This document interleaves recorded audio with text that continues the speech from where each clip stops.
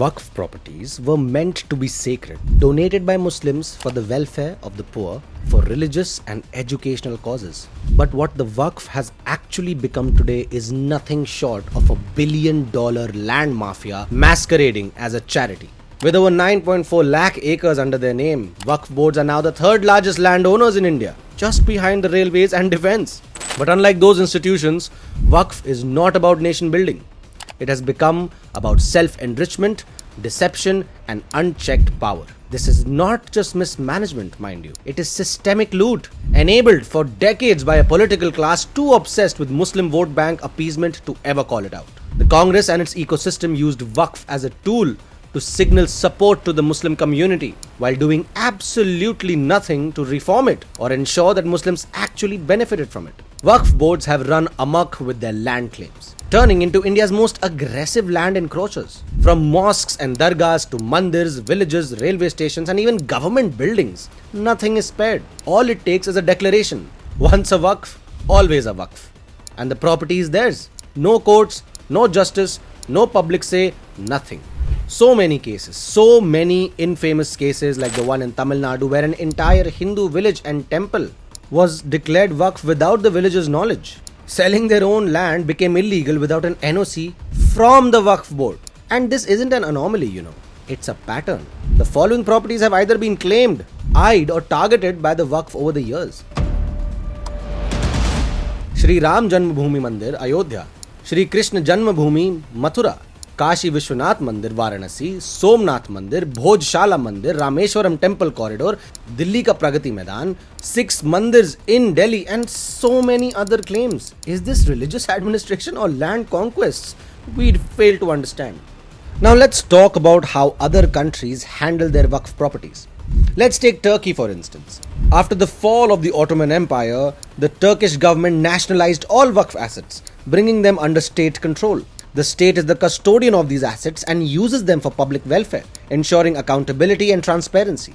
Everything is properly documented, and the state ensures that the properties are used for the good of the people, not to line the pockets of corrupt officials. In Malaysia, Waqf lands are managed by state religious councils, and their success is evident. They've developed commercial complexes, hospitals, and universities on Waqf land, generating revenue for social welfare. Unlike India, where Waqf lands are still left idle or squatted upon, Malaysia ensures that these assets are used to benefit the community, not exploited. And now, of course, Pakistan's Waqf laws have been amended regionally.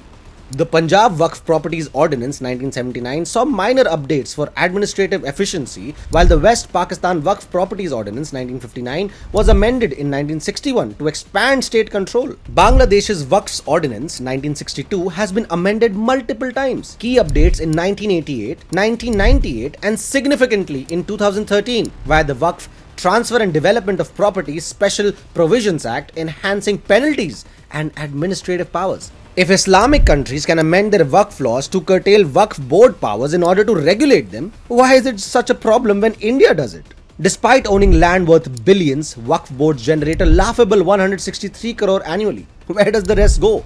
Into a black hole of corruption. Between 2001 and 2012, Waqf officials in Karnataka were accused of misappropriating rupees 2 lakh crore worth of property, land leased out for peanuts, often to insiders and political allies. And to make things worse, Waqf boards are the judge, jury and executioner in their own matters. Once a property is claimed Waqf, it can only be contested in a Waqf tribunal, staffed by the same ecosystem of insiders. No outside scrutiny, no fair hearing, no justice. If Islamic countries can reform their Waqf systems for accountability, why is India, a secular democracy, scared to even question it? Let's be blunt. The Waqf system in India hasn't helped the Muslim community. It has exploited them. While the poor were told that these lands were for their upliftment, power brokers used them to fill their own pockets. The Congress and the opposition parties, in their obsession with performative secularism, allowed this scam to fester. This was never about religion. It was about creating a parallel state within the state, with its own land, its own laws, and zero accountability.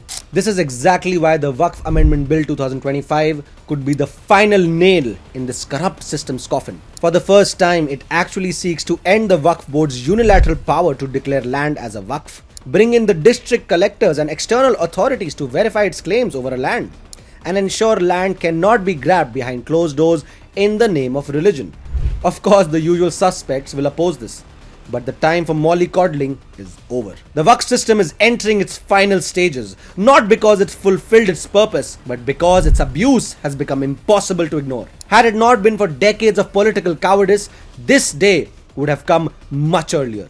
The Congress and opposition parties, obsessed with tokenism, kept the scam alive while the Muslim community remained stuck in poverty and illusion.